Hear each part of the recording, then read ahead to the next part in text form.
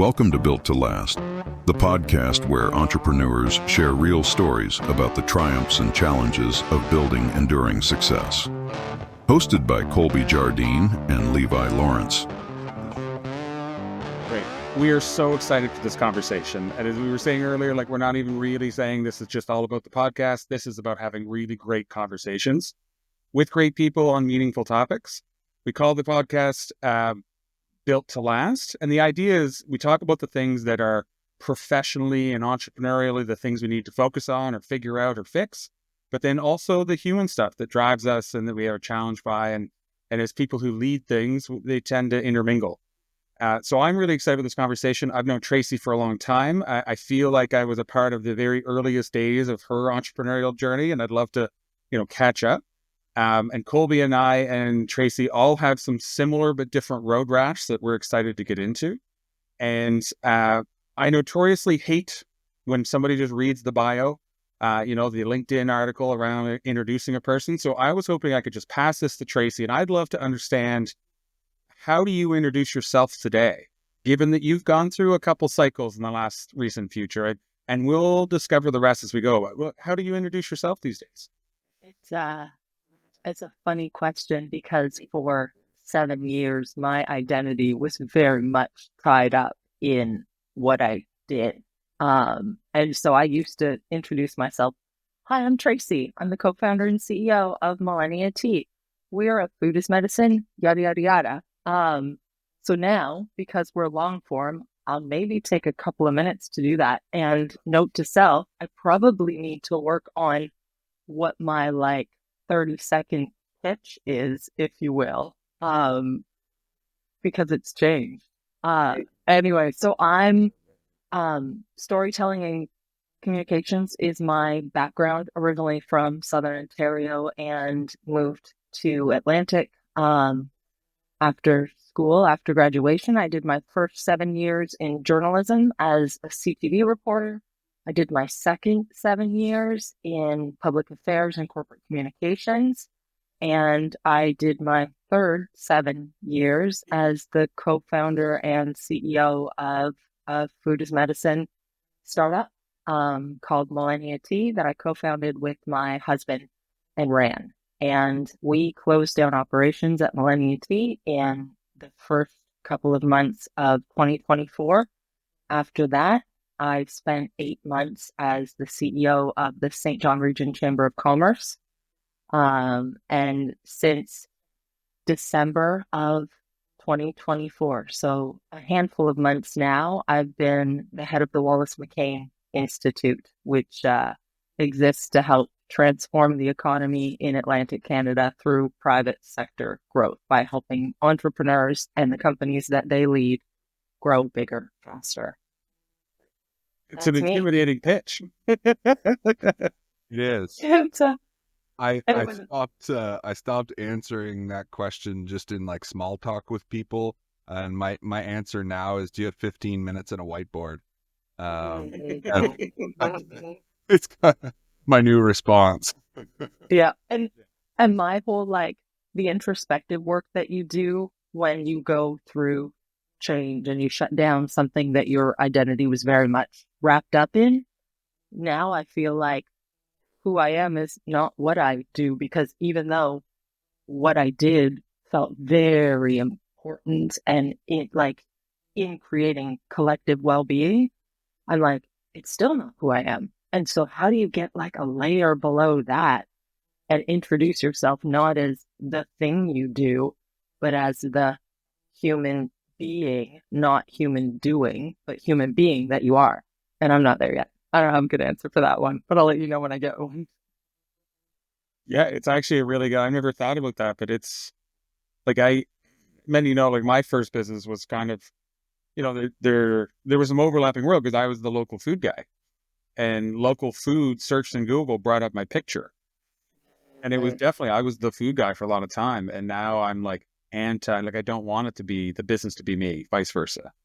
Part of that's having partners, part of that's not having my name in the company, all those fun things. It's what's your identity? What makes you, but also effective at business development. Right. And that whole piece of when what you do is tied to a company and then it's public, and not as an IPO, not like but like a public facing company where you're doing interesting things and you're in the spotlight and it becomes a public journey as you grow, then that piece of it becomes a very public journey as you falter or as you close. And that's a whole other thing. Well, I was in the health and wellness space as well with a health product, and when that kind of went belly up for me, I didn't really want to go outside for a couple of months because it was like, how's that thing doing? I saw you on, this TV ad or this YouTube ad or this interview or whatever it might be. And it was just, the external validation versus internal validation battle is a real one. Like, and if you thought you had any semblance of an ego remaining, it's like that gets cut down real fast. And I've talked to, because our dismantling, our announcing that we were closing operations was so public. Like, I was in the paper on the rocket ship up, and I was also in the paper when things went south. And so I've had a chance to talk to other entrepreneurs who have had that experience now, because when you've gone through it, then you're a safe space. And some of them didn't go, like, it's like they disappeared off the map because they either couldn't talk about it publicly. There was some legal reason why they couldn't. And just I don't know that it's the shame of it, because it's not a shameful thing, but it's that just feeling of loss and having a group of people who cared about the thing you were doing, and now you're not doing it anymore. And so it's this collective and like, some people just have to leave and close the blinds or get out of Dodge and not talk about it for a while. Yeah. I feel like, and I'm happy we did, I feel like we dove right into the deep end. And so I was like, these are the things I was going to bring up in about a half hour, but I think we're here. But just to directly comment on what you were saying, like I closed, my wife and I closed Real Food Connections, was the company, late 2016. So we're going on 9 years ago we closed. And I get lots of advice. I love peer groups. We're going to talk about that and how we talk to peers and share journey, all that stuff. But there was a while where I thought I was kind of getting over it, and there's a rebound. And then, I noticed some things were tangibly different. And then I learned somebody, and I can't remember, I get these quotes I can never attribute, but they said, like, when you have scar tissue, you're not the same. You're different. And so it's like you suffered an injury. It's not like a thing that happened to you that you get over. You suffered an injury at scar tissue, and you're reacclimatizing how you're different. You probably, because I say this in kind of circles of people who get it, but one of the little tiny things that is different is, like, I never ever cried at movies, but now I do. Like, I watch a movie and I'll tear. Like, there's certain things that are just closer. And the reason I go into all that is, like, there's things that'll never be the same that aren't, I think, tied to shame and ego. Like, I feel like I'm on the other side. I feel like I'm in a positive place. I still don't go to the farmer's market, though. And there's just some things that are just like, I just made peace with. Some things are different. I don't have to go back to the way I was. A lot of the things I do today are only able to be done because of what happened. Yeah. And there's like gifts that come with hindsight. They're also Colby, I don't know if this was your experience, but there was a group of people. So I jumped pretty quickly into a thing. So we closed down Millennia Tea, and within 4 or 5 weeks, I was announced as the CEO of the St. John Region Chamber. And there was a whole group of well-meaning advisors and friends who came and said, look, that was a big loss. Are you sure you shouldn't have taken some time to mourn, to regroup, to do the inner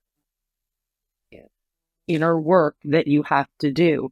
And I did that process pretty quickly because I was already on it's already, my head lives there, my heart lives there. And so I could get there maybe faster than some other people. But for me, that piece of being alone, I'd felt unhelpful for a few weeks leading up to that. And I was like, no, I need to dive into something where I can derive value, create meaning, and be helpful again in the space that I still love.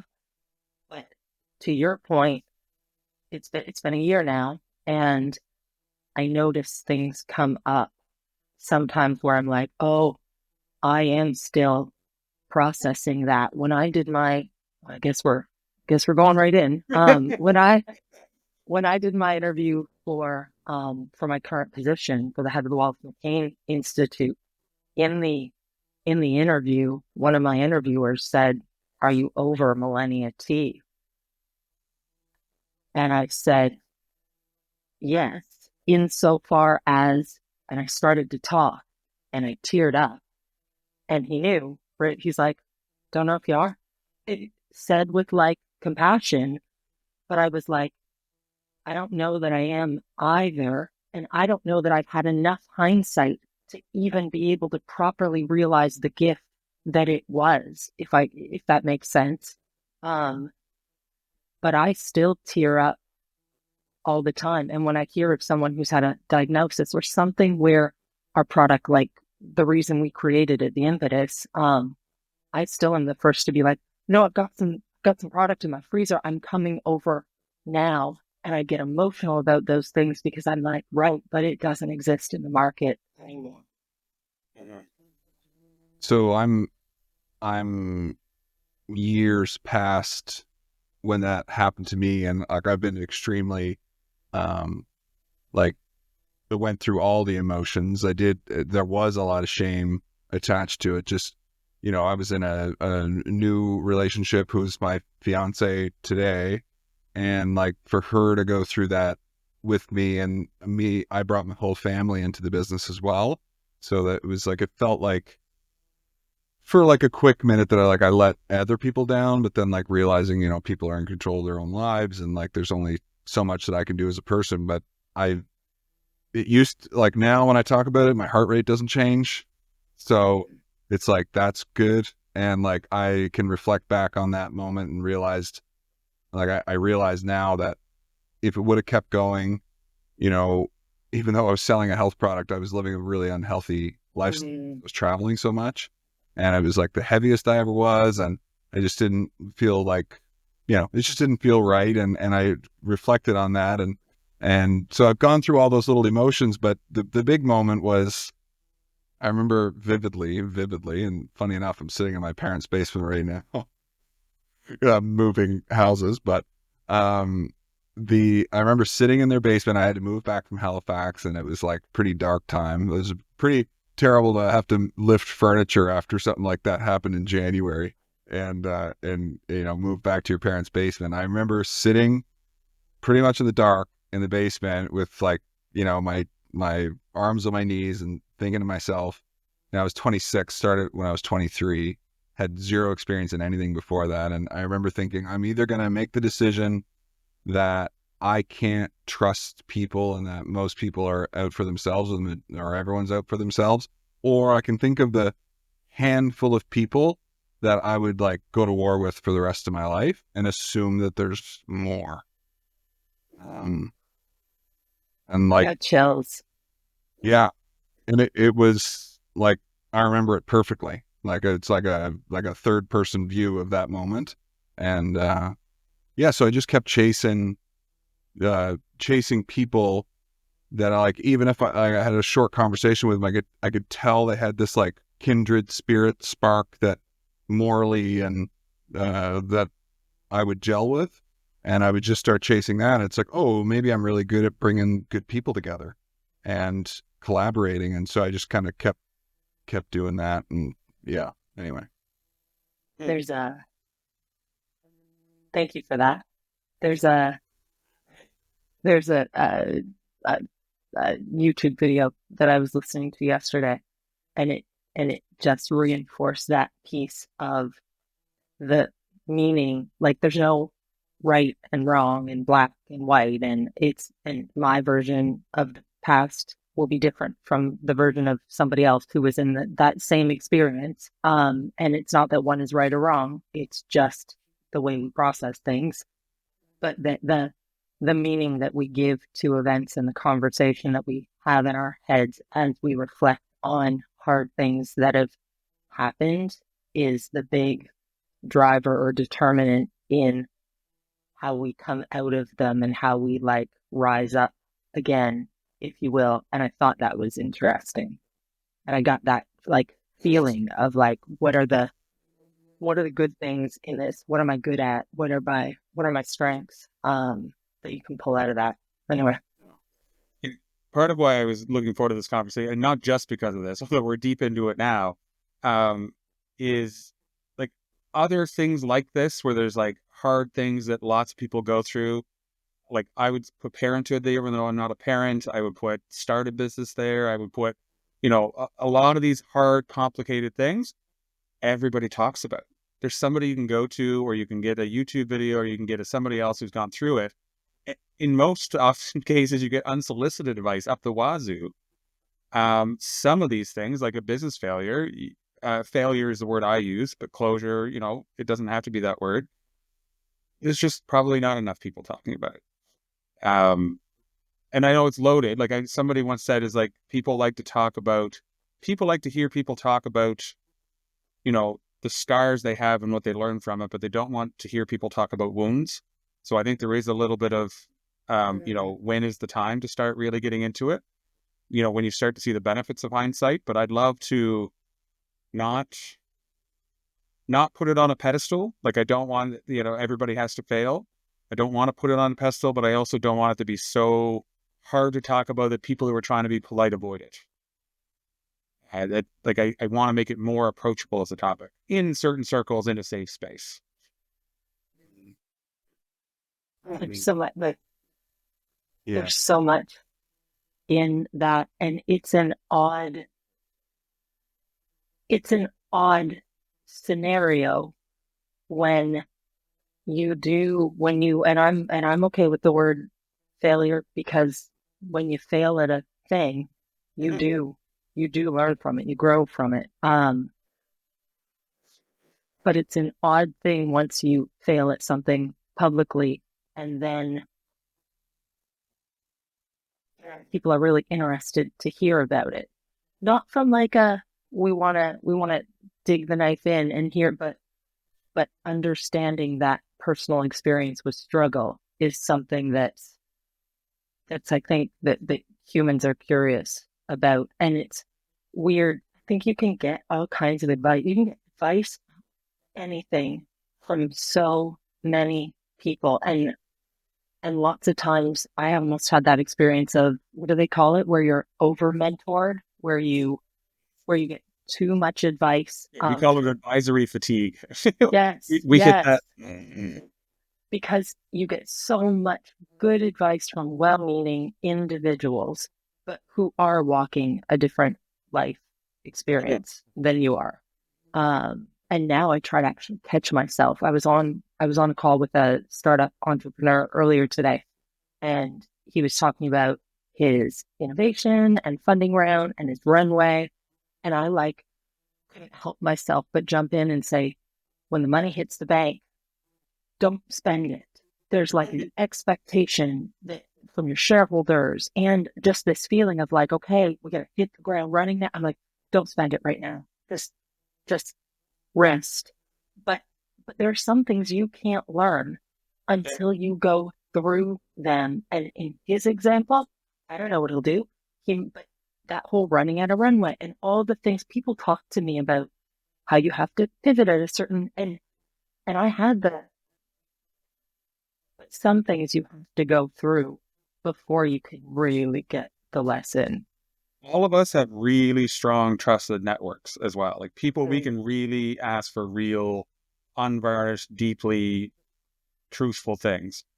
And I went to my network, and there's nothing wrong with the advice they were giving, but like I'll give you very specifics because it's something that I hope other people like look into. There was a trend towards potential failure. Like it didn't happen overnight. There was like challenges for months prior. And I started seeking out, as everybody should, like, what's that look like? How do I prepare? How do I protect my family? All those things. And everybody said, well, if you have to do it, don't worry.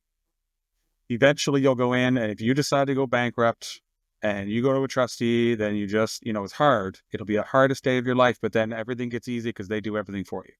I got it again and again and again and again. It's like, if you get to that point, then at least then it's all done. And we got to that point, made the decision, told people, went into the trustee's office, and they said, oh, we can't put you in bankruptcy. There's not enough assets in your company to pay our bill. And I was like, so what do you do? And they're like, well, just stop opening your mail unless it's registered. And if it's registered, deal with it and see what happens. And sometimes they'll come after you, sometimes they won't. And that started like 4 or 5 years of waiting. And it's like nobody had ever heard of that. It's like I trust everybody I talk to, but every story is a little bit different. And it's wild.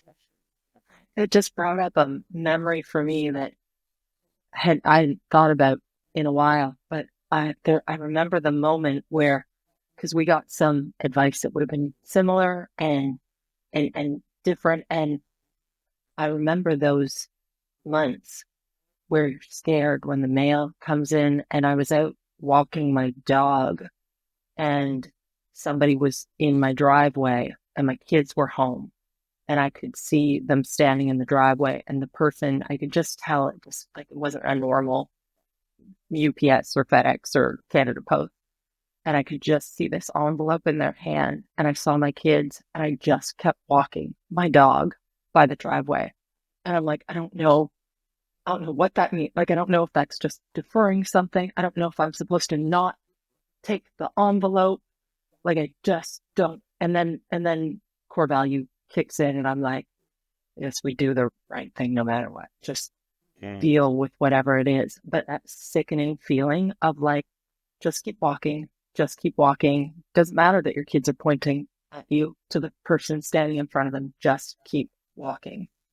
Yeah. That's that. Yeah. Like, and the thing you mentioned about talking to that young entrepreneur and them receiving a funding round and, go. And like, you can't transfer that knowledge, that understanding. It's like a visceral feeling through your entire body that you deeply understand that is impossible to pass on. And Levi and I were just talking about this the other day. We were talking to somebody that's got a young firm, and they were telling us all the things they were going to do. And all I could think about it was like, nope. We're going to take knives to all their dreams. It was just like, yes, it's great, but no.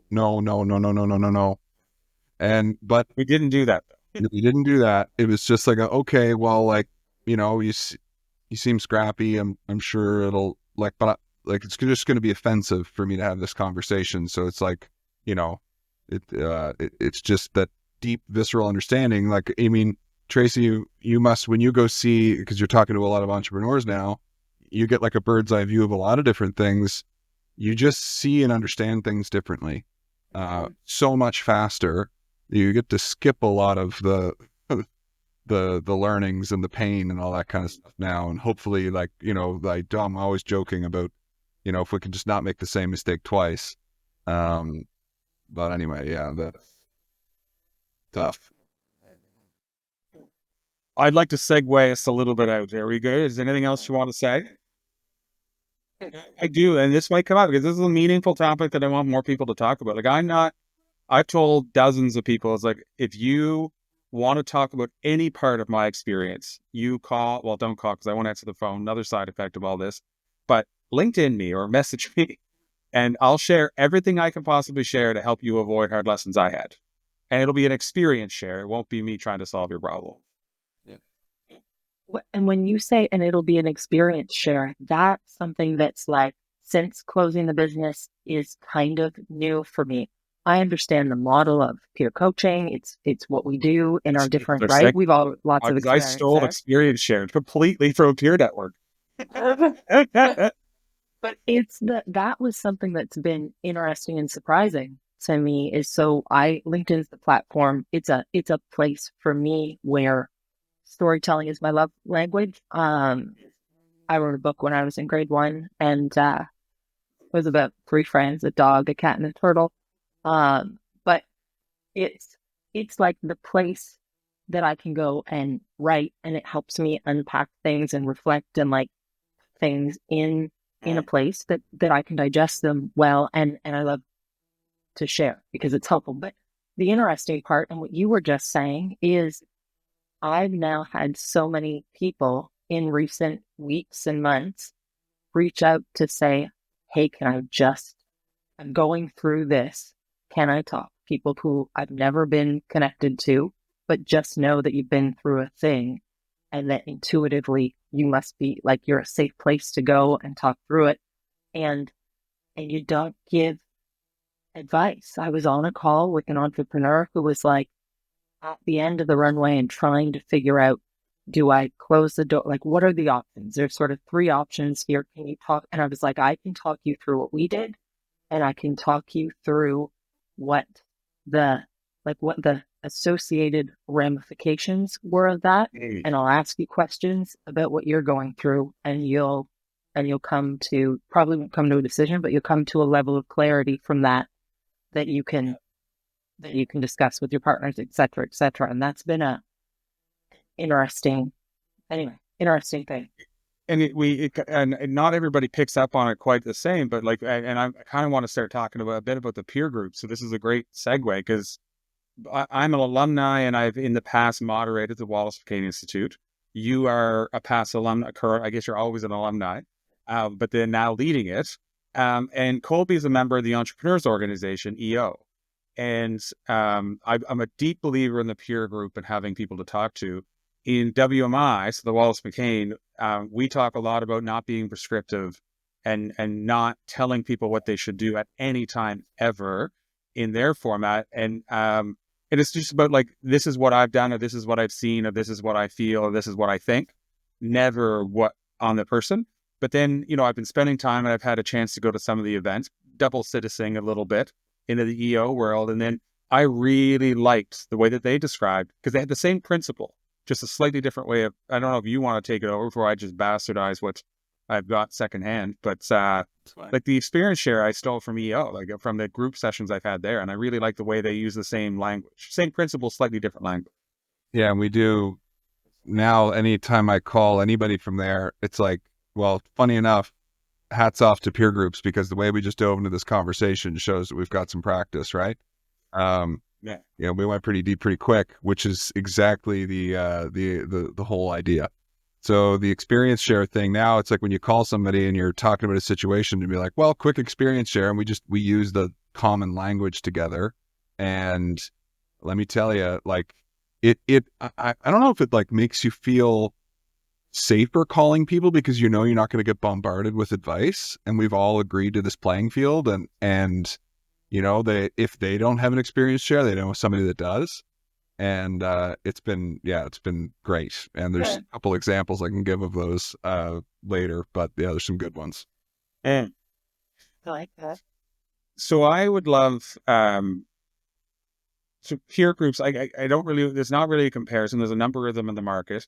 For me, the most meaningful thing, what I'd like to tell you is what's meaningful to me about a peer group. And then I'd love to see if there's anything you guys would add or change.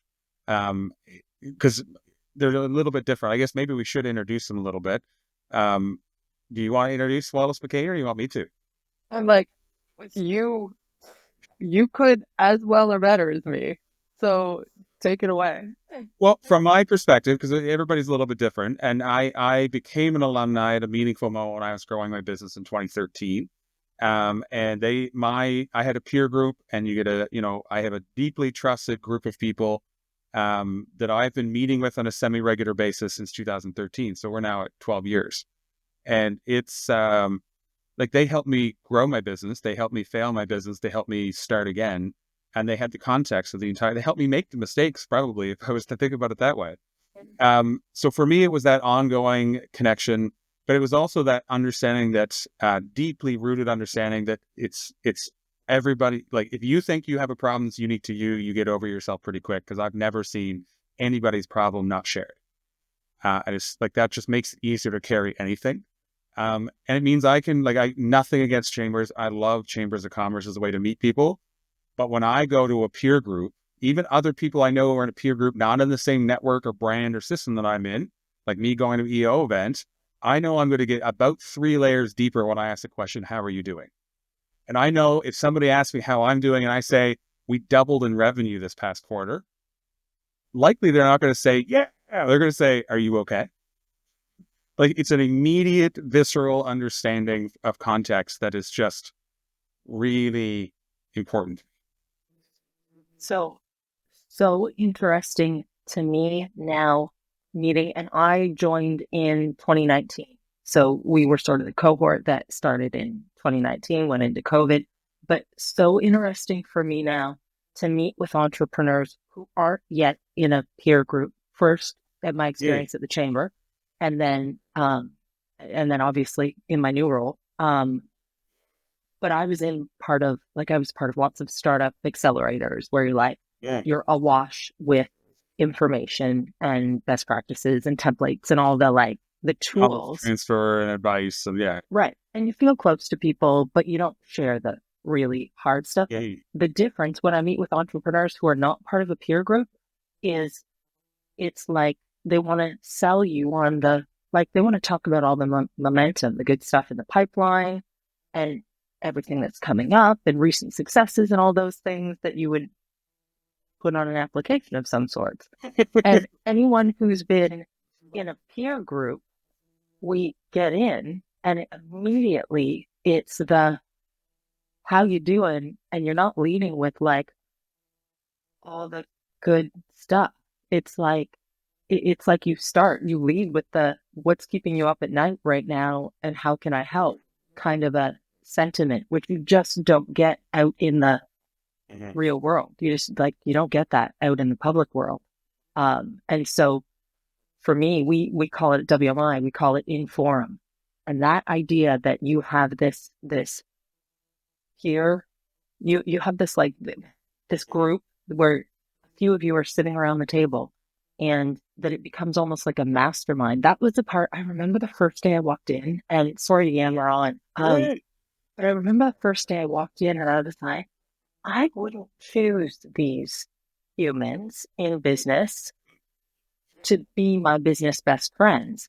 But by the end of the first weekend, you're like, oh, these are my people for life. And the people who I wouldn't choose walking down the street, but who I will now tell my biggest, hardest things to and trust them. And then, so you get this mastermind where you're like, we're all wired different. We've got different experience in business and we have different competencies. So if I'm good at storytelling, you're good at operations, you're good at innovation, you know a lot about money, right? Like you put this group together that becomes a mastermind that arguably can help solve any problem or at least highlight it from a perspective you wouldn't consider. But then the fun part is, and I expect you've got that same experience with EO, Colby, is you can then go and I can pick up the phone and I can call anyone in this 600 strong alumni group around Atlantic and I can say, look, this is Tracy. I'm part of ELP. I'm part of cohort number 12. I need to talk through something. Can you have a conversation in forum? And as soon as you sort of invoke that in forum, they'll stop what they're doing and you can go deep and you can go deep quickly. There's no superficial things you have to do. And that level of trust is something that you could never create at the chamber. And I know when I went there, I was like, so much potential to do so much here. And it has an amazing place within the ecosystem, but you just can't get deep like that in a group where the profiles of people are so it's a place for everyone. And that's wonderful. But it's experiences that a middle manager at a bank can't relate to someone who's got everything on the line because they are the owner. Yeah. It's almost like that. There's a little bit of that exclusivity or the exclusionary piece that makes it so that you can have a safer conversation because everybody gets it. I'd love to go because I know, you're our guest and I'd love to know kind of where you're doing at WMI, but maybe Colby, do you want to introduce EO before we dive? Give us a chance because I know a lot about it, and I've had a chance to be on the peripheral, and there's a lot of aligned things from like a trust and peer group and community aspect, but there are some differences. How would you describe EO? Yeah, well, first of all, I guess when I only got into EO, I started in the accelerator program, which is anybody, I believe it's 300,000 in revenue. You have to have at least that US to get into the accelerator, and then the next level is $1 million US to graduate to proper, I guess, EO official, if we want to call it that. But so take a step back. I moved to South Africa for 3 years when we started Iron House, and my fiance was in vet school there, and I really was interested in the whole virtual kind of lifestyle and stuff, so that was great. But I felt super isolated for 3 years, and I didn't even know. I knew about Wallace McCain Institute through Levi and Aaron, but I couldn't join while I was away, or couldn't even attempt to join. And I just remember feeling like a little bit of jealousy of like, I'd hear some of the things that would come back, but I didn't really understand. And then when I got, and I also didn't know that they have a huge EO kind of presence in South Africa, and I had no idea. I didn't even know what EO was. So looking back, I wish I could have found them earlier. But I guess joining it in Accelerator, it was very based on like, how do I get to $1 million? So that was really all we were focused on. Is we followed the Scaling Up book, the Vern Harnish Scaling Up book, and so it's like, you got it there. Yeah, always. Yeah, it's so Accelerator was basically that you meet pretty regularly. You meet monthly with your group, and then every couple of months they do like a day where all the accelerators come together and you focus on cash. The next one's strategy, the next one's execution, the next one's people, and you just keep repeating that. And they'll bring in EO members to do a little panel or something like that, and then that's just very much revenue based and growth based, which may feel like more of those accelerator programs you were referring to earlier, where you're like in a thing or whatever it might be. And then getting into EO, and we didn't really talk about the personal side of things. We did in our accelerator group a little bit, because we had a really strong group of really like self-aware humans, and I love them dearly. But we were like I think we were 6 people in that group. And when you get into EO, you're getting placed in a forum. And I was a part of EO Atlantic at the time, and I couldn't find a forum at that time, and there was a bit of a transition period, so couldn't find one that felt like a good fit. There was some options, but it was just like I was looking for a pressure cooker for myself. I wanted to be overwhelmed by who I was surrounded by. So my friend Martin Balcom told me about the Bridge chapter, which doesn't have a location. It's a Canadian chapter, but we travel all over the world with a group of 35 entrepreneurs, and we meet in Miami or Brazil, or they're in Turks and Caicos right now. I didn't go to this one, but so it's I was really like the small fish in that, and it's been great. And it's funny, like I thought it was going to be like really business strategy, but it's just been mostly personal stuff, which affects the business strategy. So going deeper on like why we believe things, and like just the conversations are wild. And so we've got 35 people, and we do a forum mashup. So we're not in the same group every time. Every time we get together, it's a new group of 5 or 6 people within the chapter. So you're getting to deeply know 35 people. If that makes Colby, sense. when you're somewhere, when you're on location with the group, the wider group, and then the smaller group, how is it, like 2 days, 3 days?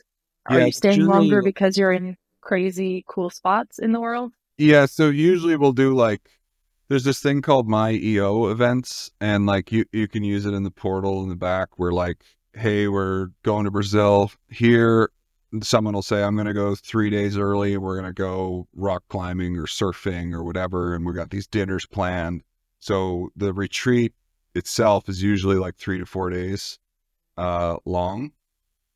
And, we bring in entrepreneurs from those areas, or like, somebody from the embassy, or, like wild stories from doing, being an entrepreneur in Brazil. It was fascinating hearing, somebody that owned like 10 restaurants over there and is very successful, like just understanding how work is done in different areas. And then when we break up into those small groups, usually like we'll get a big hotel somewhere and we'll just like pick the suites and we'll just have our own isolated area. In the mornings, we'll start with forum. So we do 2 days of that, like in the mornings, where we'll go and each deep dive is about an hour long that we do with each person in the group. And we do that over 2 days. And then in the afternoons, we're doing like, beach activities together, or there's a speaker coming in, or, it changes a little bit every time, but. Can I ask, has the impact in obviously you're going to grow in leaps and bounds as a human when you surround yourself. It's that whole like 5 people you surround yourself with, right? Have you seen being the small fish in the room, have you seen the impact translate into your business of just being surrounded by people who are striving and achieving like really exceptional results, both in the group and then in the places where you go? Yes. But it goes back to what I said at the beginning of the whole external validation versus internal validation. Because just recently I've realized that I've been chasing too much external, and therefore I'm a little bit more at peace with where I'm at. And yeah, I would say that like I know that I can call advisors that have been through like wild stuff in that group, and are also like internationally doing business, because that's what we want to do. We want to be more international as a business, and choosing to maybe stay small and nimble and go purchase another business is like those. I just feel really, really supported because they've all been through it.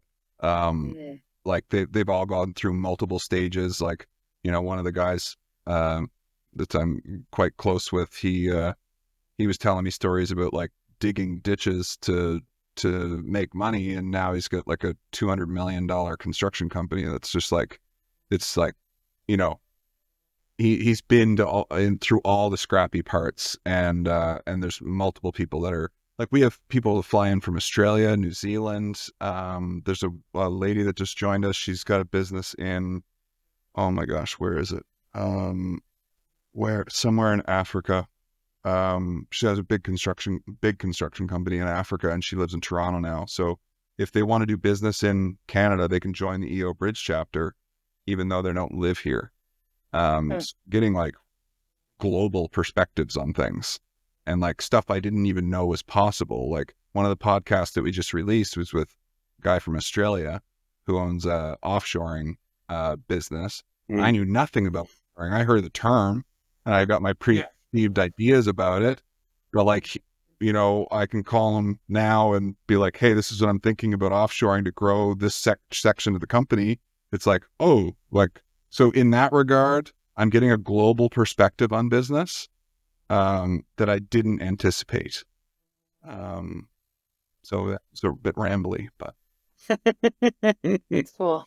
That's I cool know though. that the value, I would say, because I'm in a peer group, but our WMI, for those who don't know, is really, the mission has always been around really transforming the Atlantic Canadian region by transforming the business owners in the region. And we can talk more about that. What I've liked about it is we have our own internal strategy, and then we come back and you've been to one of those retreats, or you've connected with your broader, and having those really large or really big external, international perspectives, I think is probably the right word. We said it a few times, but that's really where feel like if we had to have like points, who has what, like that's one thing, is like the international perspectives is something personally, I'm like, how do we bring that to Atlantic Canada? Because there is no EO chamber except for in Atlanta, and or Halifax. It is like, how do we bring more exposure to Atlantic? And I will say that like the things Look, that Tracy's got it all figured out. Her face lit up. She's got all the answers right there. well, the I should say that like the bridge chapter is extremely unique to EO. The what you're Oh, describing. now. Yeah. So what you're describing with the forums and deeply knowing your forum group and you're within a region like the Halifax, Toronto, like Quebec, there's chapters all over the place that would feel more like that. It's just I really enjoy traveling, and when I heard it, so I was like, this is an interesting opportunity. But the difference is also like we're going to Atlanta for work, and we're able to connect with a group of people there.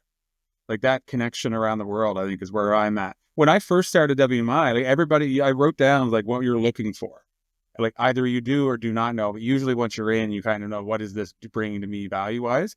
My first time in a peer group when I started WMI, I was looking for people who gave me the honest truth because everybody said yes to the local food guy who's a good speaker. I had nobody once in my entire life say, and I had an idea that wasn't good. So when I came into my peer group, I needed like bullshit buttons and critical feedback and people holding me accountable. I didn't want somebody to help me with big ideas. Now, like if I was to start over and join a new peer group from whoever, I'm like, I want somebody who makes me think different, think bigger, and change my perspective. I want people to feed me the stuff that I'm not thinking about. So I think there might be a seasonality to it as well. Well, there's definitely a seasonality to it. Yeah. Yes, absolutely. And yeah, there's 18,000 members globally, and we've got all these different WhatsApp groups for anything we need anywhere in the world. They even have like a medical one where like you need a second opinion from a doctor. EO. It's like very like stuff I don't have time to tap into, but there's just so much there. It's just, yeah. Anyway. So before we leave the topic, like you're new in the role, Tracy, what excites you? Like what are you most excited about? So can I say that Colby, when you were talking about all of those experiences and then Levi, you were like, what, WMI has this piece. I love the global perspective. And I know you and I have talked before about like when you're in New York, when you're in the US doing business and you say EO, a lot of people recognize that. When you say Wallace McCain Institute, it's like this special, pristine, secretive thing here on the East Coast of Canada. And so I'm excited, one, to be able to extend the reputation and reach of WMI. I'm not talking about going outside of Atlantic Canada and recruiting. I'm talking about making us developing, taking the foundation that was built here over the last 18 years, that's such a special little nucleus, and helping the rest of the world understand what's awesome about that and what they might also want to replicate. But the other piece that has me like lit up right now is there's EO, there's YPO, there's McKay Forums, there's Wallace McCain Institute. There are a handful. And then there's the Propel ICT, the accelerators, the startup ecosystem. And WMI is usually like, we don't play in startups so much, although, I mean, I'm sitting here, I'm the example. I was a startup. I joined WMI just before we did a Sobeys sort of national launch. I just raised my first round of equity investment, and my group was there to help me through all of that. But usually our core demographic is a viable business, somebody who like has gotten past startup, that they don't need the supports in how to create their financial projections and their P&Ls and their like to write a business plan. Usually they're operational.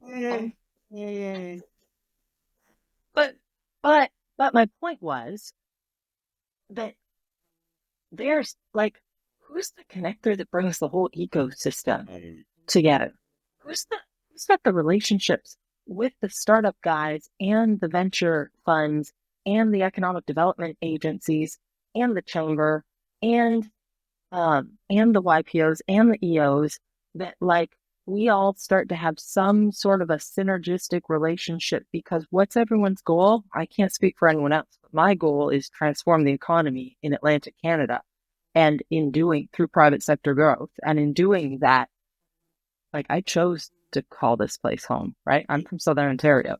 And so if we can grow prosperity in the region, leverage our assets and our IP, help business owners grow and prosper, then we're creating good jobs and we're putting more tax dollars into the economy. And by extension, we're helping with all of the quality of life problems that governments are like so challenged with right now to address, but you can address problems far better from a position of strength and prosperity than you can from a position of lack.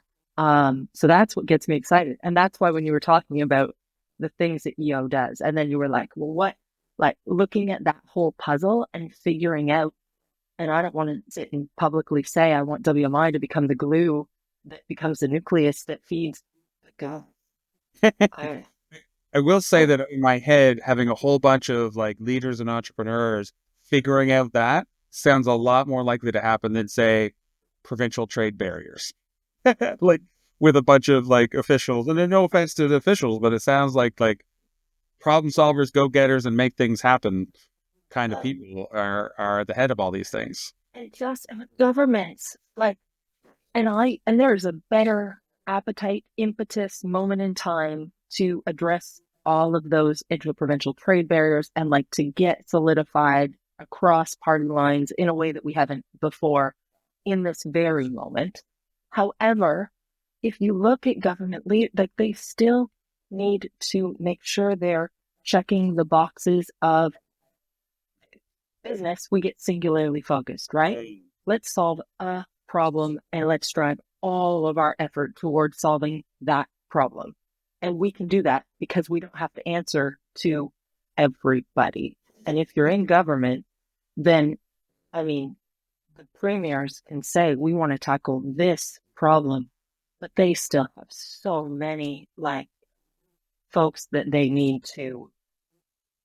I just don't know how they could ever get focused enough to make the level of difference because there are so many people and priorities and things that they need to accomplish because they take such big blowback if they chose a priority and they looked at the business model piece of it without considering all of the, are we equally distributing?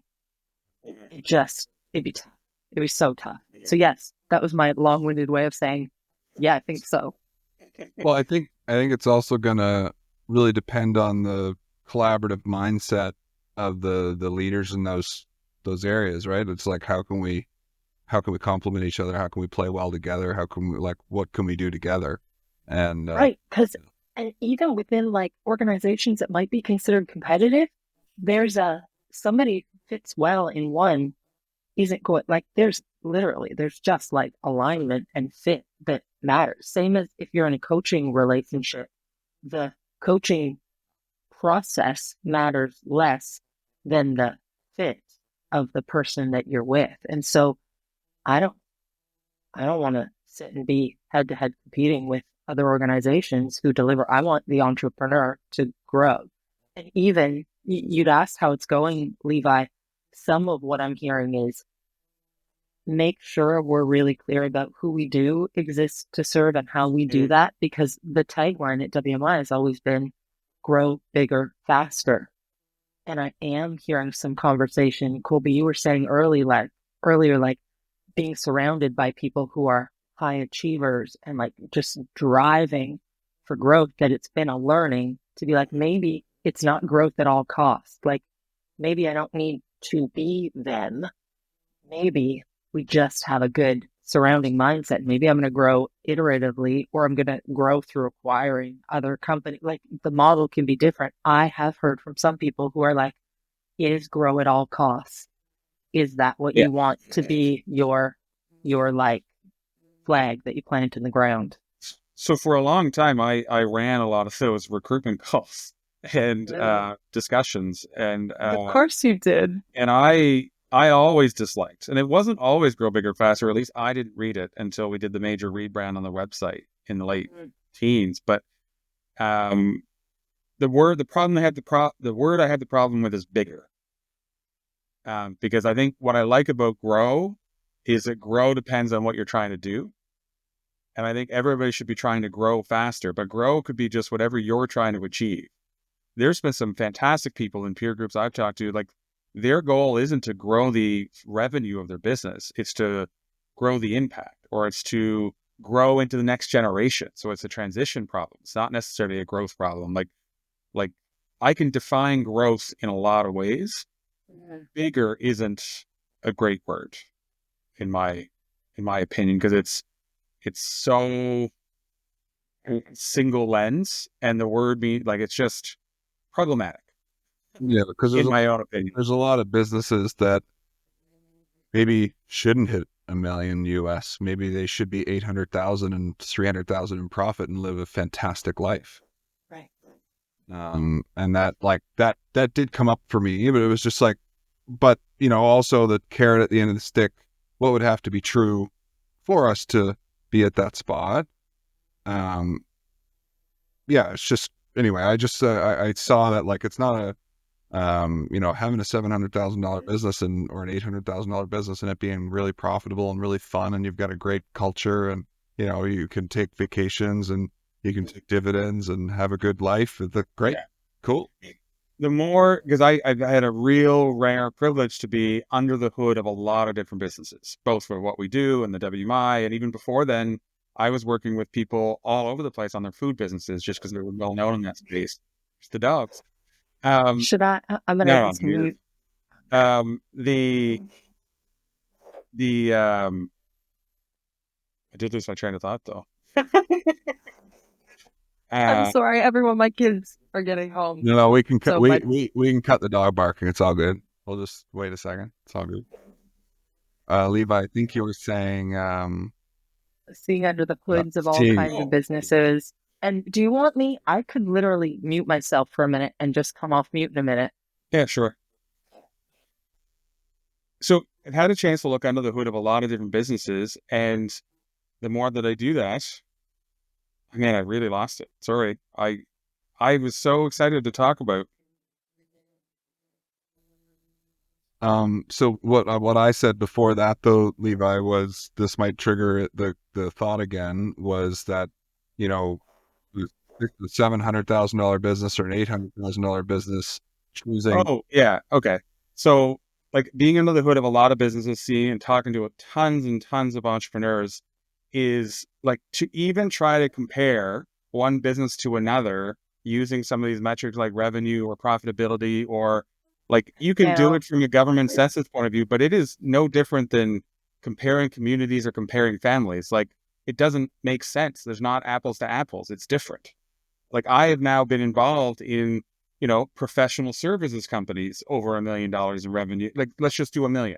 A professional services consulting company at $1 million revenue is completely different in all ways from a retail store, restaurant, or cafe at $1 million revenue. Margins are different, costs are different, staffing's different, people involved are different, stresses are different. Like us using revenue in any meaningful way to compare businesses is possibly damaging to the conversation, but misleading at best. Without full context, something you were saying in there was like, and unless we have the context of a peer group, of being in like a safe, trusting, vulnerable space, then, and maybe, and Colby jump in, maybe like that group where you hit a baseline revenue threshold, but you're not at the million. And so all efforts driving toward getting to that $1 million, because that's the club. That unless you're part of a peer group and you get to see under the hood of other business owners, you feel like you're not worthy, and that the struggles that you're going through to get to that basic, and it seems like the rest of the world has already hit there. Obviously they have, if insert whatever story you want to put in there. And then you meet other business owners and you understand where people are at, and that there are some people who you'd never hear of who are doing 10 and 20 and $30 million in revenue. And then some of the businesses who you thought were just killing it. Mm-hmm. Maybe they have a profitable month, but not month over month. They're like, it's just, and I say that not to say business owners aren't as successful as we all think they are. I say that only to be like, it's a pretty lonely place when you're like dealing with all the heaviness of it until you start to talk to other people and realize, as you said earlier, we are not special. You could have special products. Like I had special product. I had frozen tea cubes, small scale farmers, global innovation, awarded patents, all the things. But then when you're in the room with other people, you're not special. We're all working through the same problems, just in different spaces and places and sizes. Sorry, go ahead, Colby. I was just going to say, I keep going back to this comment about external versus internal validation, just because I'm exploring it lately. I think that, like, I probably wouldn't have pushed for that revenue, and I probably wouldn't have thought it was possible if I didn't know that like the carrot was dangling in front. And so I think there's like, it's like if you're good at, well, in a startup though, like, or a small business that joins the accelerator group, it's like our favorite term right lately has been, it depends. Like, it really depends on a lot of factors. And the conversation, like I had one conversation with a guy in my EO Bridge chapter, and he's a new member, and he's just extremely innovative. And I was telling him about this like startup idea that I had, and he just casually says, he's like, "Oh, that's interesting." He's like, I would, that's funny. It's so interesting that you're going to do that. And he's like, I would never start something unless it could hit 100 million. And I was like, I sat for months on that comment, months. And we ended up sitting on that comment for months. I never heard anybody say that to me before. And I was so offended, and my ego was stripped down. And like, I really had to, and he didn't even really mean it that way. Like it was like over lunch, we were eating pitas or something somewhere, and he just said it. And I just kind of sat there, and like the rest of the trip, the months afterwards, I just could not compute. Colby, can I say the part that internal versus external that was so interesting to me in the story you just told is you'd said it earlier about what would have to be true in order for that piece of like imagining what's possible and expanding your purview, if you will, on what you thought was originally possible. That piece of the getting to the threshold, I think it's probably so powerful on the introspective piece. And when you said that comment just then, I was like, oh my gosh, that leaves me with like, oh, right, there are guys who show up and are like, oh, I wouldn't get out of bed for less than $100,000 today. I would never start a business if we couldn't get it to 100 million in whatever XYZ. Doesn't that like just expand your thought of, maybe not for me, but oh, what is possible for humans? I wasn't hanging out with $100 million guys just recently until now, and it just got bigger. Yeah. Although I'm also as a counterpoint, because life is lived between paradoxes, and I collect paradoxes. They're going to be a tattoo on me, but which is I can talk about that in a second if we need to. But like what you said is true. And it's exciting, and it pushes us, and it shows us what's possible. But I also fundamentally believe that if everybody knew more about what was possible, we wouldn't have as much great businesses. A lot of the people I know who are doing amazing things today did it from a place of naivete that is necessary to do new things. Yeah. And so like both need to be true. Yeah, I would agree. And in this moment in particular, BC released a stat that there are 100,000 fewer entrepreneurs in Canada today than there were 10 years ago. So like, we gotta hope that people still believe in jumping before they're ready and figuring things out on the way down, because like that's a problem when people have stopped taking that risk. And the climate right now is... I'd be interested to see the numbers, because I wrote down a note earlier when we were talking about like the comparing of business and stuff, and there is one it's one of the first like pragmatic, direct conversations I have with somebody, if I have a place of trust, is like I ask them if they're like, honestly, because I just want to know if how I should have a conversation. Are you making money with a hobby? Have you created a job and you're self-employed, or do you have a business? Because they're very different from my point of view, and success is very different. And if you're a hobby and you're self-employed, great. You're not actually my tribe. Like where my passion is in the building of a business separate from a person that has structure, investment, and risk. I'm not a freak, but the reason I bring that up is because I love that conversation, because it leads into because a lot of people don't underneath, and the word entrepreneur is equally ascribed to all three. But I think more and more people are not identifying as entrepreneur when they're freelance, gig economy, fractional worker, and that is exploding. And so I'm wondering if we're not necessarily losing entrepreneurs, but they're showing up differently. I'd like to believe that it's not a loss of that. It's a shift. Interesting. I don't know. I know only enough to be dangerous in this. I don't know those deeper levels to understand, because you're right. There's so much more my side hustle. I'm a fractional CMO, CFO, CF, whatever. Or solopreneurs. That's the piece that's just exploded. And those are people who, they're awesome if you want to just create something that you can do at home.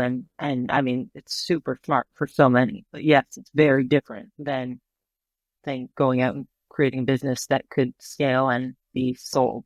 Create other jobs. Yeah, and to the comment that you made about the $100 million comment, or just like that.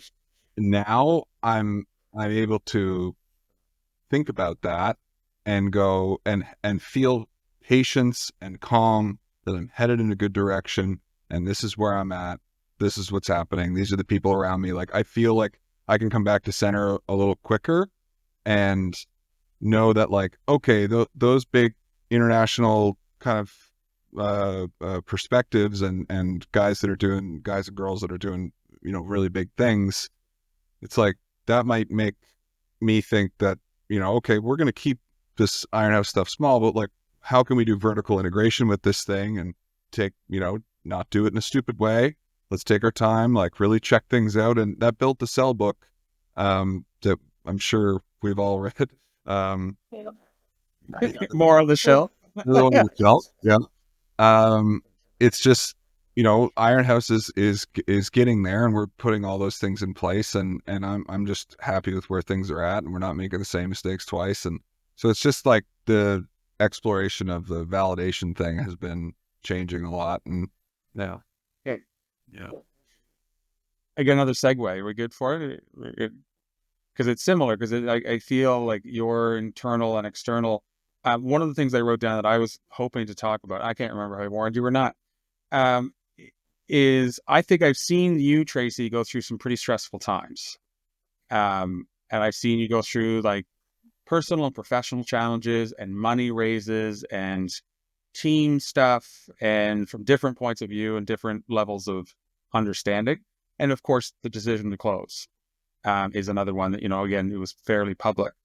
My opinion is, from my external perspective, you've never lost grace or your values in that. And I see a lot of people who do. And so the way that you've been able to be kind, especially, and caring and polite, no matter the shit that's going on in your world. I'm just wondering if that's an intentional practice or just something that's innate, because you talked earlier about core values, and that signals to me that you've put some time and thought into that. Any transferable learnings? Thank you. And yeah, maybe. So I remember when I joined WMI, on our first session that we meet, we do this thing. There's this idea of one life, and we did this thing called the Life Book.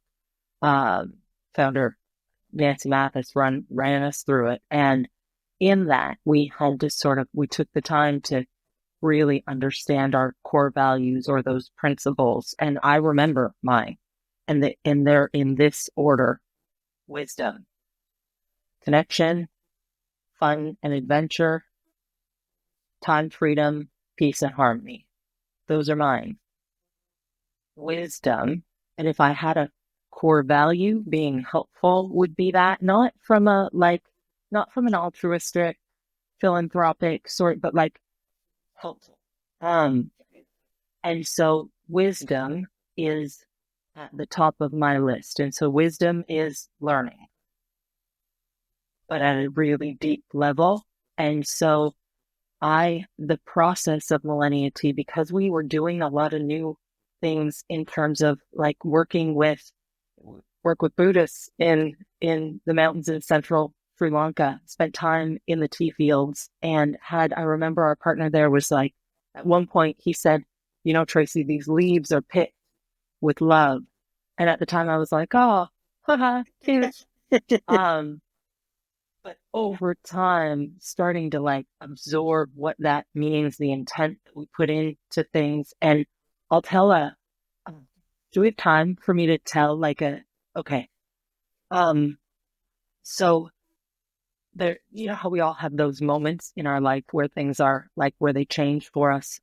So I think I can bring this back around to my point about grace, and going through hard things so I came from a childhood life where there was some good contrast, right? You see what you don't want and equal and opposite, right? And so I think sometimes it's easier to get to a place of some like outward success when you're clawing yourself up and you didn't come from anyway, that's far too much background. And it doesn't mean anything to anyone, but, I worked in journalism where if it bleeds, it leads, right? So spent my days trying to have the top story at the 6 o'clock news, which is the most terrible story that there is, and having a live hit with the anchor talking about that hard story. And then I went and I was the head of public affairs and corporate communications for an emergency services provider. I spent my time working on death. We emergency preparedness plan. I was the head of communications. And so we planned for bad things to happen, and we scenarioed them out, and we spent our time in the media calls that I did, the times that I was like with the minister's office for Department of Health, were not because there were good things that were happening. It was because things were falling apart. People were hurt or dying or dead. And there was an airplane crash, and one of the air transport, like the air ambulance from Grand Manan went down. Like that was the background. And then I went into co-creating this company that was born out of a really serious personal family health scare. And I went right into my background where I was comfortable and where I was good, planning for the worst. So Rory, my husband, had this idea of like food is medicine. The tea plant is its mighty medicinal plant, and had this hypothesis. He spent so much months researching the tea plant and learned all teas are made from the same leaf. It's just how you cook it that determines if it'll be a black tea or green tea or white tea. And if you take the leaf, which is not clean, it's dried and it's cooked and then we drink it. If you take it and you clean it and you wash it in a lemon water, then the bioavailability skyrockets. So this is Rory's hypothesis. And from the moment he had that idea, I cut him up.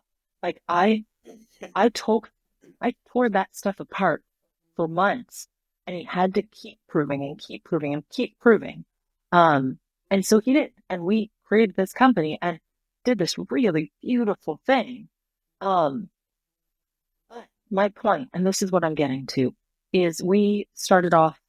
We were working with partners from Kenya. So worked with a farmers cooperative in Nandi Hills, beautiful family farms, 300 of them. And we worked with the farmers. We went there and they washed, they flash froze fresh organic tea leaves, on the day they were harvested. And we went for our first big harvest and we lost a container to a mudslide.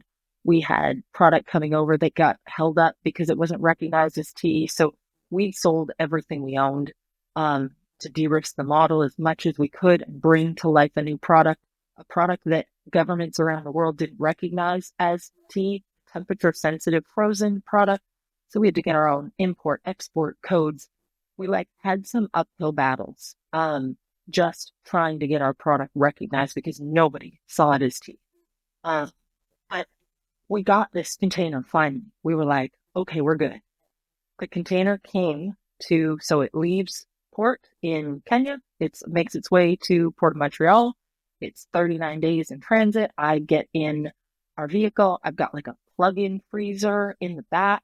And I drive the 9 hours to get me to the cold freezer storage place where it's been offloaded. And I'm so excited because so we've risked everything. I wasn't bringing over a few units at this point. We'd done that trial. You and I had interaction on that. This is my market entry product. There's 36,000 units in this container. And I get there and I start opening the boxes.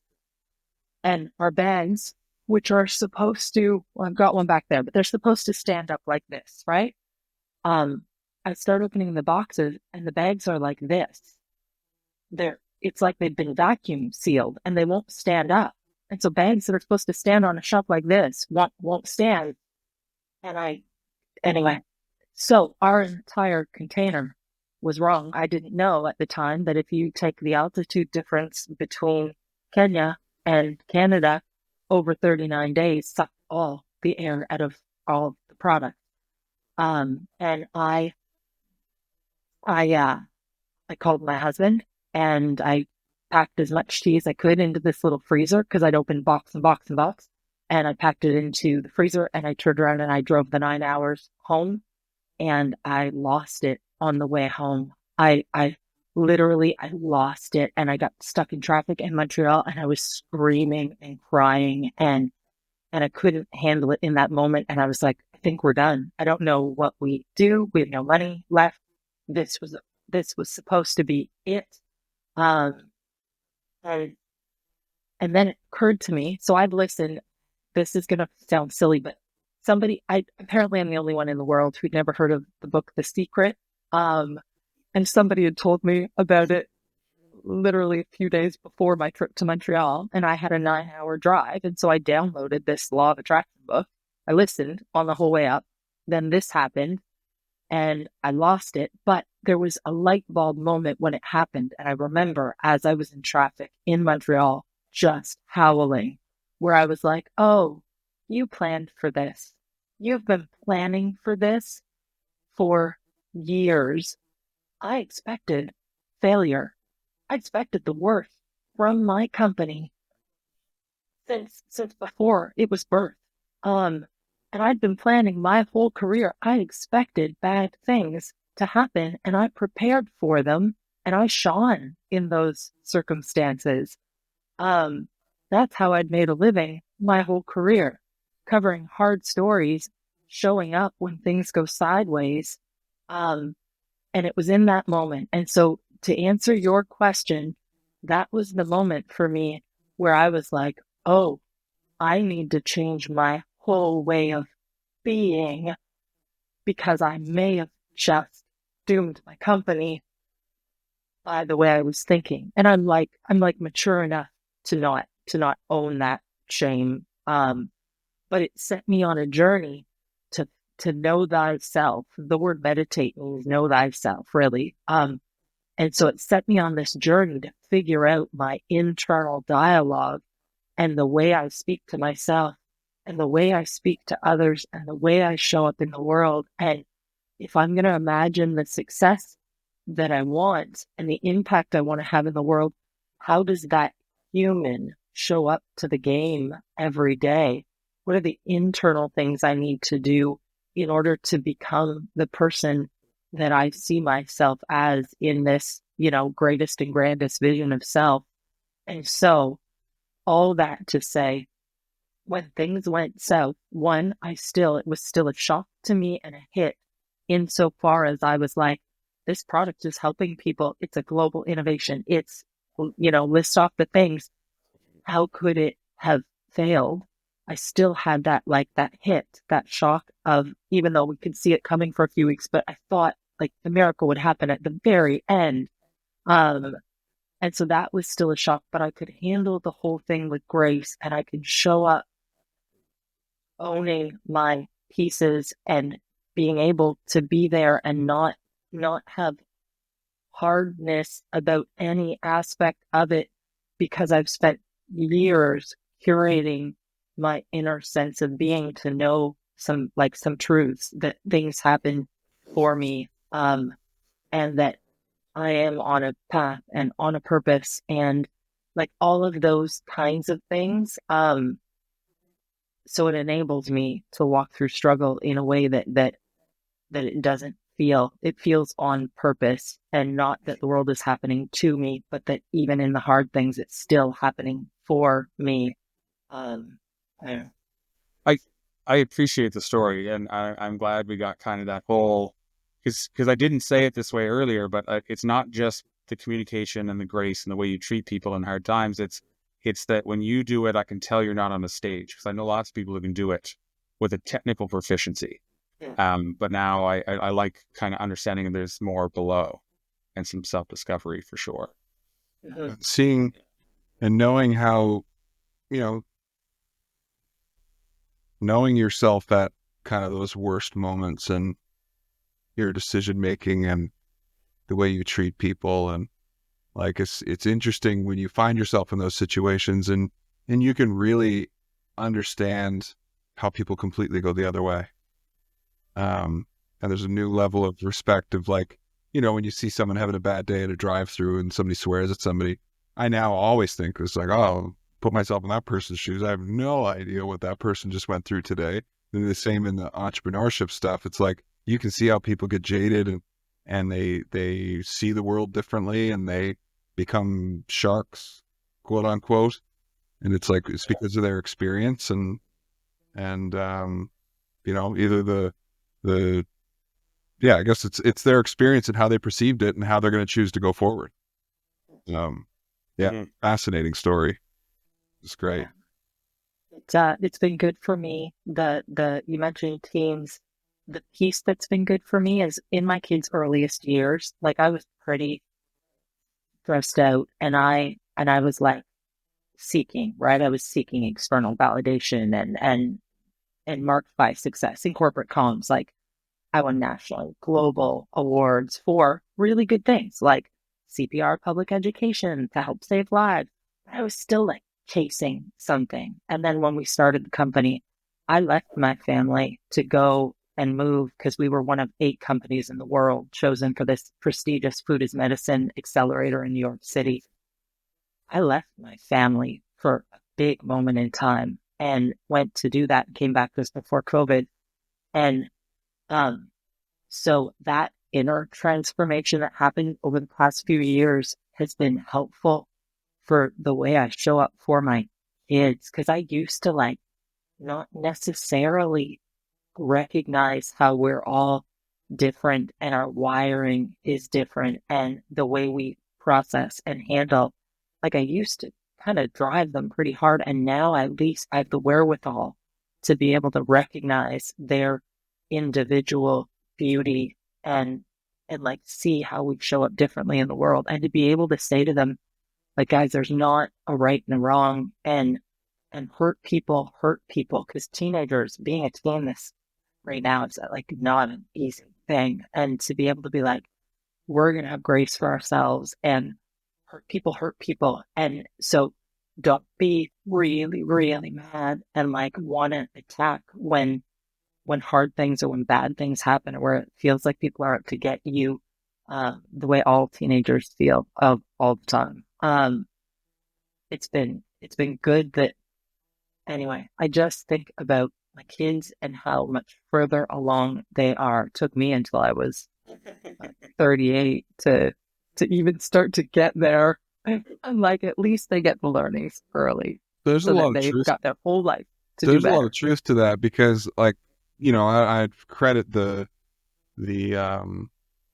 the giant leaps going forward about talking about mental health earlier, and there's like just with YouTube and like if you want to like Mel Robbins, people like that are just changing the world. It's so accessible, and like you just feel you can feel at peace pretty quick if you just do a quick search of like, you know, whether it's Mel Robbins or somebody like that. Look, I think kids are catching on to that kind of self-awareness earlier now than they were before. They are, but they also have on the flip side, they have like the equal and opposite. It's so much easier to compare yourself to everyone. I was talking to my hairdresser the other day, and she just got married, and she was talking about how it's so much because your tech recognizes you and it feeds you exactly what you're interested in. You see the best, most viral of that, whatever domain. And she was like, it was so hard just seeing everything we could do and what people are doing and seemingly easy things, but that it racks up to tens of thousands of dollars. Like there's still it's easier to see what's possible and compare yourselves to that in the other way too. But yes, Mel Robbins and all the resources, if you can get your algorithm to start feeding you that stuff, and mine feeds me like dogs and babies. Yeah. And Mel Ross. So, you know, as you guys were talking at the end there, like, because I can't really understand. Like, Facebook was years and years away when I graduated high school, and there wasn't Facebook when I was at university or any of the other stuff. And so I can't even like put my head in the mindset of what must be going through. I also don't have kids, but I have to assume everything you just described for teenagers and the comparison and the mental health is the new business owner on social. Like, Yeah. maybe that's one of the, like, it's not just that it's people aren't taking risks, but if I was to start a business now, I just realized what it would look and feel like. It would all be Grant Cardone and Gary Vee and like or dislike them, but I would only be inundated with all these other examples of how other people did it without the context of the reality, I would assume. Oh, 100%. And there's like a lot of people right now are kind of uncovering the BS behind a lot of that stuff, and it's now becoming viral to make fun of that or expose that. And it's like these guys are like, yeah, I'm up at 2 a.m. for a 2-hour workout, and there's one guy that's describing he has like 6 days in one day because he's manipulated time, and he's like, it's just it's laughable. But some people are really taking that to heart and be like, well, I'm not enough. Those people need a peer group. Yeah, like I'm clearly not doing enough to drive my business because this person's over here having 6 days in one day. Like, how do I compete with that? But it's just not true. Like there's two sides to all those things, and like doing a lot of the exploration I've been doing about this validation stuff. It's like it's okay for me to do things the way that I do them. And when I look at those people that are making 100 phone calls a day for sales, it's like, well, it's just, it doesn't have to be done the same way. Like everybody can do it at their own pace or do it in their own way, and it's fine. It's like, but you know, if you're starting out and you see those things for the first time, it's going to be pretty overwhelming. That's where like some time in market, years in perspective from peer group, because until you've like developed that sense of discernment from just life experience, it's easy to get taken with it. Mm-hmm.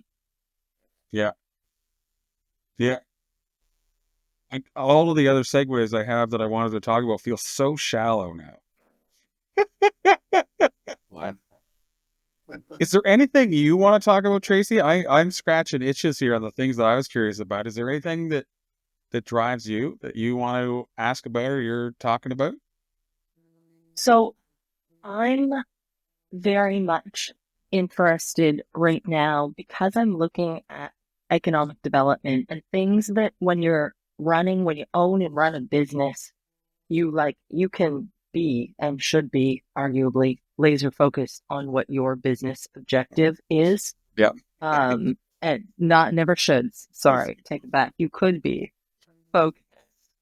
I'm now seeing things through almost like an economic, stronger collective, looking at where are we going in the future from a wider perspective, because I get to.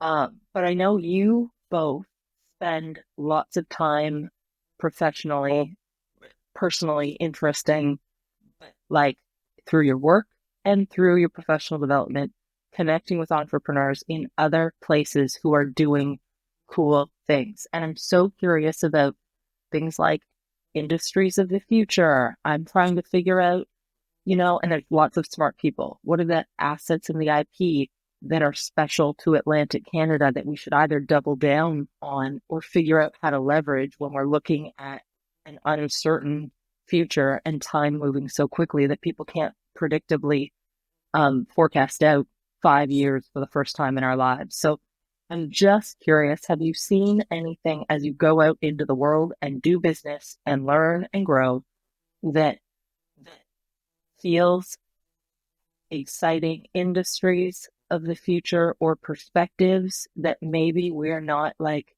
hearing yet in Atlantic? Because in food and beverage, people always said innovation starts in the Southwest and the Northeast is the last place it comes. And in Atlantic Canada, we sit in the Northeast. And anyway, that was long. Do you know where I'm getting at, though? I do.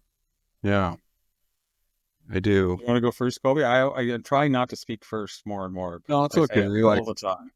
I guess, to be totally honest, I've been less interested in innovation. Personally, I'm the big opportunity that seems to be smacking me over the head lately is the sheer amount of people retiring or wanting to step away from their businesses.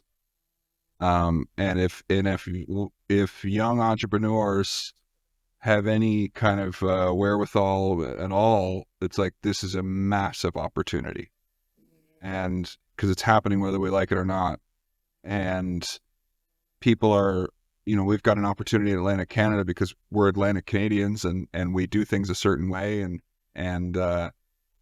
it's going to be based around building relationships with these business owners to help them understand and be able to let go and see the future and live a good life after that business. And I just think more of those conversations should be happening when I think that, there might be a manufacturing company in Amherst, Nova Scotia somewhere that, we don't even know about. Maybe they do 20 million in revenue and they run the whole thing on Post-it notes, and that's been fine for the last 40 years.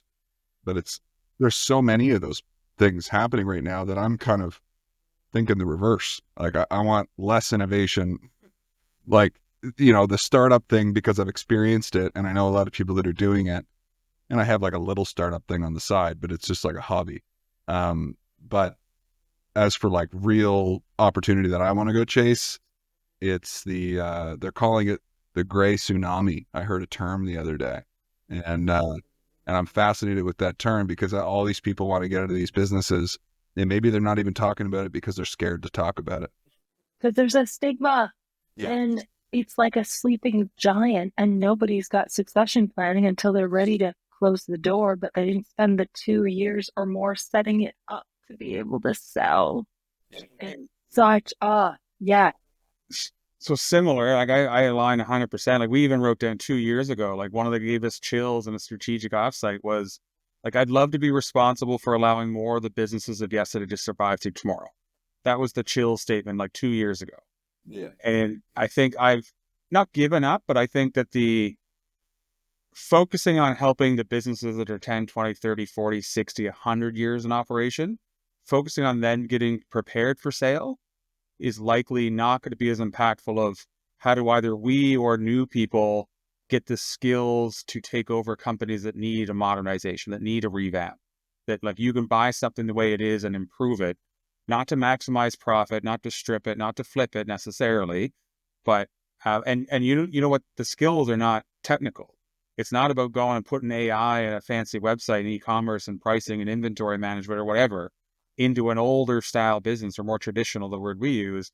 It's the do you have the people skills to talk to a team of people who have been doing work for 20 years and over time change their processes so that it's more effective, more efficient? Giving people what they expect from a customer point of view, because customer expectations are changing. It's I know lots of people in their 20s and 30s that I've talked to, and sorry, Colby, I know I'm not talking about you, but lots of people who think is like, I need a new idea, or I need to I'll buy it and I'll put it on a website, or I'll buy it and I'll put in AI. It's like, no, you need to buy it. You need to how to talk to a 50-year-old and respect them while also changing their opinion on things. That's the skill you need. So that, I would say I would worry about anybody focusing on needing a new idea. If you got one, great. But there's a lot of businesses that are doing really great things that I'm worried we won't have in 5 years. That feels like the future we should all be focused on, because what will the effect to the economy be if all of those businesses decide to close because someone gets sick and doesn't have a plan, or just doesn't have the energy anymore, and they decide to close up shop either because they waited too long to find a buyer or a succession plan? There's going to be an interesting challenge of that, because the person who buys a business that's been in operation doesn't fit startup culture. I bet they wouldn't even self-identify as a startup, but they still have a newness to their world and I always hated the word startup. You actually used the word startup. I was like, you were a startup the day you sold a first bag. Yeah. There's a mentality to it. In no restaurant is ever considered a startup after 6 months. Nope. But you're a tech startup for 10 years. You have 100 employees and $10 million in revenue and Series And A, $100 B, million and C, in and you're debt. still... Never liked the word startup. Startup is the period of planning or whatever. But there is going to be an interesting point of view where you're not, because even the way banking and financial structures, you kind of have to have 2 years of operation before they take you seriously. There's going to be a lot of people who jump in and take some of this risk, who people think there's no risk and it's stable. You just bought a business, you got the manual, you kept the owner. But I think, the businesses selling now are going to be going through some pretty interesting times. Yeah, and I'm excited about those problems, those messy people, because they've already figured out how to make money. So now there's just only a dozen other problems. Right. And there's only it's like the refinements, right? To things that hadn't been looked at in a year or a decade just because they were working tickety-boo. But that's such an opportunity. And it's probably a nicer place to work, becoming an employer of choice versus the way it was done for 50 years in industries. There's going to be some, I'm already jazzed around this type of stuff. And also I'll add, you mentioned the effect on the economy, and the things that people don't think about is you don't know, and this is a real scenario, and they'll remain nameless, as I'm sure they'd want to be, but we know a business in a small community that cuts $100,000 check to the hospital every single year. And is that going to go away? The sports team stuff, all the ripple effect through a community is unfathomable. And there's a whole, anyway, this is opening up a can of worms, but it's the startups, it's the not yet viable good ideas that have export market potential, that are getting the non-dilutive investment, that are getting money, and the traditional industries that are the cornerstone, the awards and accolades, and the ones that are the cornerstone, the foundation of the economy, are the ones that are out there fending for themselves. And it's like a whole. Anyway, it's a whole thing, because when was the last time we've had a unicorn where we are in New Brunswick? We had Radiant 6, we had Q1 Labs, and the co-founder of Q1 Labs, Brian Flood, lived down the street from us for the last few years, and we called him our roadside mentor. I've got a 14-year-old who's a beekeeper and a business and an entrepreneur, and Brian was his mentor, and we lost Brian a short time ago, but like that's years ago now, and we haven't seen where's the next one. And so where are we, like, where's our IP? And where are the things that we naturally can do better? Clearly, we can do blueberries, we can do potatoes, we can do seafood, but what are those things where we can double down and create industries around, or the support industries and businesses that have been running under the radar forever and are at risk if we don't? Anyway, yeah. On it, optimistically, in the same stream, like we have started the road of like what would acquisitions look like, because we are in a unique position where we're exactly the kind, because what we do is we help traditional businesses adopt and change. And it's like, what if we took one under our wing? What if we became that? And I, we're exploring it, coming up with what's a fit for our skills, and we're not rushing. But we are looking now more than we had before. And what excites me is the businesses that have come out of that, because we just talk to people we trust. It's like, this is what we're doing. These are our skill sets. Just keep an ear open. And we'd like to talk to people who are down that road. And less about the marketplaces and brokers, but we are looking at those as well. And there's been some businesses that I just didn't even know that was an industry. I didn't even know that was a business. And they're super successful, and they're 30 years in business. And I'm like, I just want to go learn more from them. Like, and they don't want to be known for anything.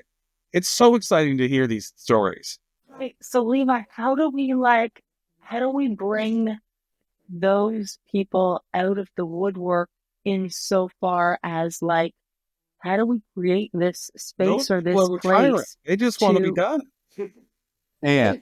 And I'll also say that there is a wide variety of personality mix within this, a lot of nuance. And I like, let's just as an example, if you brought the word retirement or succession or plan or future, if you say those words, it's immediately offensive. It's like triggering almost. Yeah. This needs to be Trojan horse, build the trust, build the safe space to be able to talk, change the perspective of the conversation. I'll give you a small example. In a family business, let's say it's being passed down to daughter, son, whatever, but the father or the mother of the business, or both parents are involved in the business, do not trust anything that the kids are doing. But they've never come out and said that. They're just nitpicking all the time. And it causes this massive amount of friction, and those conversations never really go anywhere of taking over the business. They're literally going to have to die in order for them to take it over. And so approaching that in a different way, it's like, what do you love about your kids? Then when they do, like, changing it from, can they, like, almost pulling it out of them, getting them to say it. And I met somebody the other day that had this conversation with a stubborn business owner, and they said, like, what do you love about your kid? What do you love about your daughter in the context of the business? And it's like, oh, she's so good at technology, and she's got this discipline. And he eventually came to the conclusion of, like, oh my God, yeah, like, maybe I'm more ready for this than I thought I was, instead of, what's your plan to sell? What's your whatever? Like, it just, the way we ask the questions, and I'm doing a terrible job of explaining it, but the way that we set up and frame it has to be very, you have to take a lot of caution and respect for what they've done so far as a business owner, and, like, find that middle ground of, like, what's going to make them click. And it's not going to be a presentation at the front of a room. Right. So it becomes their idea, and it's nuanced and just so that the insight, you, like, walk them into, you help them walk into understanding how it was their idea. I'm so, like, it's such a thing. And when you talk about, like, it has to be such a safe space, because there's still stigma, and it's the sleeping giant over the next decade that's going to, like, be a huge challenge if we don't tackle it. But how do you, and that's where my head's like, but the people in your group at EO, in my group at WMI, the largest percentage of those people are still, and we might have some now, but are still not ready. Like they're not at that retirement age by and large. And so how do you get the guys and gals who are 70, who are like, it's time to be thinking about this piece? How do you bring them to the table of this safe space? It makes me think about my dad, because they're just not vulnerable. And like, sorry, I don't mean to say they're not vulnerable. You know what I mean, though. They're like culturally sharing openly and talking about transition and all of those things. I had a heck of a time just talking to my dad about his will. Anyway, I don't know what the answer is, but I'm there. I'm there for the problem with you, because it's a real thing. Part of it is, sorry. Yeah, you guys. Well, just waving a magic wand, it would be a small army of really self-aware, kind, compassionate, empathetic people to go and volunteer at these businesses, get to know them slowly over a 8-month period before they have that conversation. Yes. Can I just say, my son, sorry to interrupt, Levi, to your point, my 14-year-old beekeeper, part of the Beekeepers Association, working with beekeepers in their operations. What's the goal? The goal is in grade 9, by the time he finishes high school, the beekeepers are like, they're that demographic that we were just talking about. Work with them for the next 4 years. Then by the time he's graduating high school, it's a long game, but then they're ready to transition their business to Lincoln, and they do a vendor take back or whatever that whole thing. But how many people have, like, lucky for my kid, how many people have that amount of time? And so I agree, and I like the not necessarily utopia, but the rosy, like what we'd like to do, magic wand to be proactive. I think there's an interesting, like, it can't be just us. We're exploring it. I don't want to overcommit, but I think I'm hoping that more people, especially in Atlantic Canada, this isn't a problem just in Atlantic Canada, this problem's hitting all over, is people who are like looking to go into acquisitions and buy multiple businesses, those investor and angel investors types start looking at this as a viable, because there's going to be death, and there's going to be people who get sick, and there's going to be widows, and there's going to be kids who are unprepared, and people who are ready and set up for that longer game. Like, I'd love to start building that infrastructure and investment. So like, it's not about rolling up. It's not about just merging. It's not about flipping. It's not about selling for parts, but like, what is that middle ground where we're ready to take on a business like that? When they have to effectively do a fire sale. Like, that's typically what happens when I say widow or somebody who inherits a business that is not prepared to run the business. It sells quick and it sells cheaper. And how likely is it's going to succeed? Like, I'd love to like get into like the other side of it. How do we smooth that through? Get that message to all brokers. I was in a session with ITR Economics looking at the forecast sort of Great Depression of the 2030s that they're saying is going to come. And I mean, I know lots of stuff is in the air right now, but that idea of grow your financial strength right now until 2028-ish. And that when we get to 2029, and they were looking at, and I'm not an economist, so please, like, take this with a grain of salt, but it was fascinating, the picture they painted, going back in time, looking at everything, the demographics of the generational, like the boomers, and also the kids, and the different minds, all the factors. They were like, so get yourself in a strong financial position right now, because when the tipping point happens, not that anyone, like, no one's looking to take advantage of anyone, but there will be a reality where it's like a tipping point and lots of things are happening fast, and you start to see exactly what you were talking about.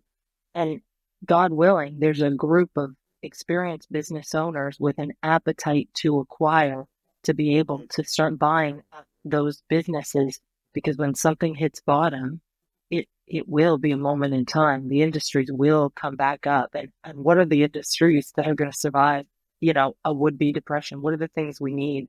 Is it health? Is it education? Is it and what are the industries that AI is going to take out? Not to sound like doomsday, but what survives when everything else gets stripped down and you're in a hard time? What are the things that need to continue to survive and thrive? And where can you financially take advantage if you're in a position of strength? Yeah. Yeah. Yes. Yes. All the systemic issues, all the things we're all working on. I think that if anybody makes it this far in the conversation, which I'm always amazed to hear people do, like they do. And they say it twice, I think recently, somebody was like, I listened to that the whole thing, really? Yeah. I mean, I know why I was there, but that's great. I really enjoyed this. Thank you. So I love these conversations. I want to have more of them. And that's why I like peer groups. That's why I like having meaningful conversations with people. That's why I want to do this. Maybe I feel it's kind of coming to an end where I like the other topics I have, I don't even want to talk about because they're so less important than the big ones we talked about. Maybe I was going to go into exactly what are the things that, Tracy wants to get across and how to reach her. Is there anything else before we get into some of that stuff, Colby? I do have one final thought on what we were talking about before, which might take us in a whole other tangent, but I don't think it will. So let's say 70-year-old business owner, we send in 70-year-old business owner that has more success and they can talk on the same level. That I've seen work. Yeah. Where let's say a Paul Johnson or a Joel Hunter or those types of folks can go into a business, disarm the situation because, hey, I've been there. This is what I've done. They've got street cred. There's more likely a chance of them listening to that conversation than if I went in there and started that conversation right away. I will say that. So interesting. Oh my God. There's a new brokerage coming together. We'll call it Gray Lightning or something Oh oh, my goodness, though. Oh, okay. I can think of a few people I would nominate to that group of warriors. Yeah, because we otherwise, could create a special forum for them. Yeah, think if I go in there, wearing a suit and I'm trying to have this conversation with them, it's just it's not computing. We are not on the same page. You're going to be wearing sneakers or something, and you're going to lose them. Yeah, well, that's right. I've been in a situation before. I had Air Max 91s on, and there's why am I wearing this? But that conversation can happen 10 times faster with instant respect, because they don't know. Yeah, they assume that I've done obvious reasons. It all comes back to having that EQ and that understanding of they meet them where they're at, talk to them through the people where it makes sense. Is you don't have the ego of saying I am the right person for all conversations. It all comes back to that soft skill, which not everybody would have, but I think it's the skill of tomorrow, for sure. Yeah. Sorry. Magic wand. Somebody listens to this podcast right to the end. What do you want for people? What if you had to ask the world? What would it be right now, Tracy? Oh my God, that's kind of not loaded, but that's you can treat it as big and altruistic, or you can treat it as transactional. You choose. Put a nice little bow on it. Well, I could add a second part to that of if there is a message to the entrepreneurial, ecosystem within Atlantic Canada, or something that you'd like them to know, or to what we were talking about, creating safe spaces to have these conversations and having a peer group, and it could go in that direction as well. So I'll say thank you. I'll say that it sounds.